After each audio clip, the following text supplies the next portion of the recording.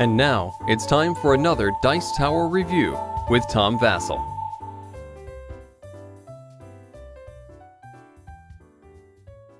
Pretty much everyone knows what memory match is, or at least some kind of variant that you've played as a kid, or maybe even on a cell phone, or some way where you're basically turning over 2 tiles each turn, trying to match pictures on them, and if you find a match, then you get to keep it and go again, or whatever the variant is. It basically uses your memory to remember where pictures are. People either like it or they hate it, because basically it operates on one thing only, on memory. And if you have a good memory, especially kids, will do well at the game. And if you have a poor memory, well, there's nothing you can do. You can just guess and hope you get lucky.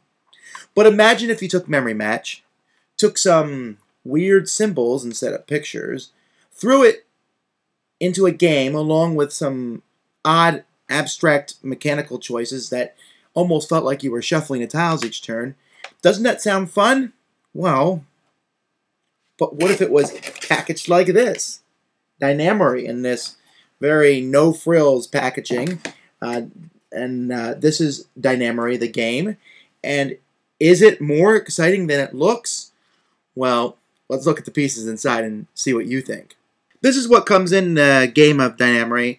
These are 80 tiles here. You can play with just 30 if you want, but there's 80 tiles in the basic game. And players roll a die that's included with the game, and then decide which one of these they will put their piece on. You can see the different colored pieces.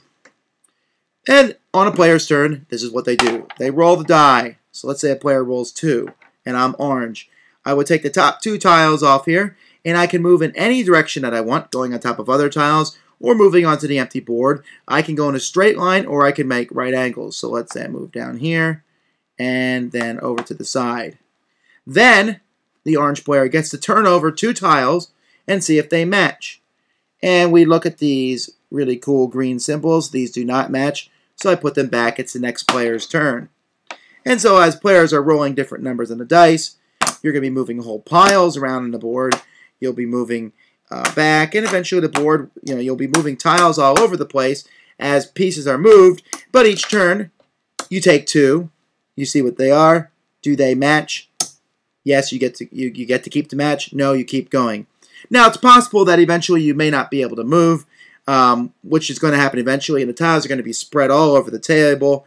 These big piles will come down, and the tiles are moving all over the place, and you just got to remember where the matches are. Now, there's some more of the tiles. Let me just show you a few of these. And this color green that you're seeing is not a result of the camera. That's actually the beautiful, soothing color of green that's in the game. All right, that's basically some of the game. Let's talk about it.